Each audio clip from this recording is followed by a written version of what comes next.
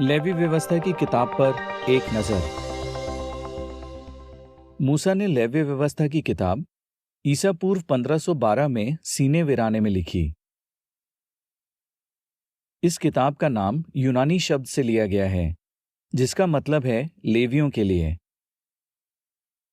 लेकिन ये किताब सिर्फ लेवियों के लिए नहीं बल्कि पूरे इस्राएल राष्ट्र के लिए लिखी गई थी।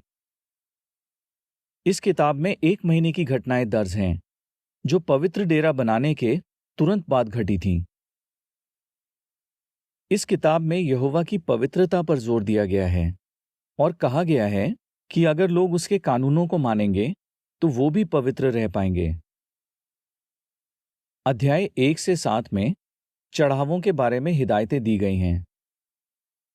अध्याय 8 और 9 में याजक पद सौंपने, हारून को महायाजक के तौर पर अभिषेक करने और उसके पहले चढ़ावे के बारे में बताया गया है। अध्याय 10 में बताया है कि यहोवा ने हारून के बेटों नादाब और अबीहू को मार डाला क्योंकि उन्होंने यहोवा के सामने ऐसा धूप चढ़ाया जो उसके नियम के खिलाफ था।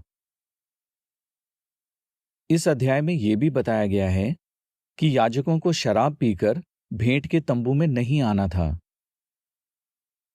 अध्याय 11 से 15 में शुद्धता और अशुद्धता के बारे में नियम दिए गए हैं। यहोवा ने इस्राएलियों को यह भी बताया कि उन्हें कौन सा जानवर खाना चाहिए और कौन सा नहीं। अध्याय 16 में प्रायश्चित के दिन से जुड़ी हिदायतें दी गई हैं। अध्याय 17 से 20 में पवित्र चाल चलन बनाए रखने के बारे में बताया गया है, जैसे उन्हें खून नहीं खाना था, किसी भी तरह की मूर्ति पूजा नहीं करनी थी और जादू टोने से भी दूर रहना था। इसके अलावा यह भी बताया गया है कि उन्हें अंधों, बधिरों, परदेसियों और बड़े बुजुर्गों का लिहाज करना है। क्या आप जानते हैं, इस किताब में बताया गया इंतजाम आने वाली अच्छी बातों की बस एक छाया थी। इन बातों को इब्रानियों की किताब में भी समझाया गया है, जैसे महायाजक यीशु मसीह को दर्शाता है।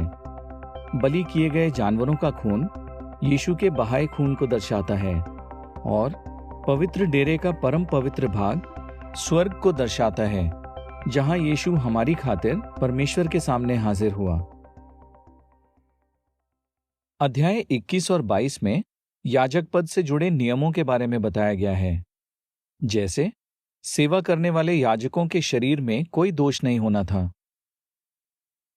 अध्याय 23 और 24 में त्योहारों और पवित्र दिनों के बारे में हिदायतें दी गई हैं।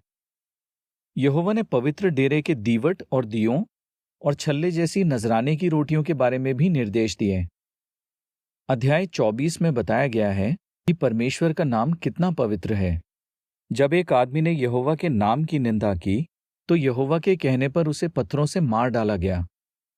अध्याय 25 में सब्त के साल के बारे में, छुटकारे के साल के बारे में और जायदाद वापस पाने के बारे में बताया गया है।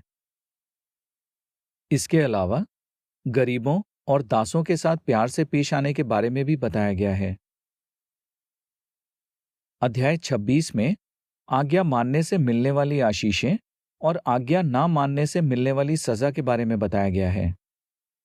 अध्याय 27 में मन्नत मानी हुई चीजों के बारे में नियम दिए हैं। साथ ही यहोवा को समर्पित की हुई चीजों के बारे में भी कुछ नियम दिए गए हैं।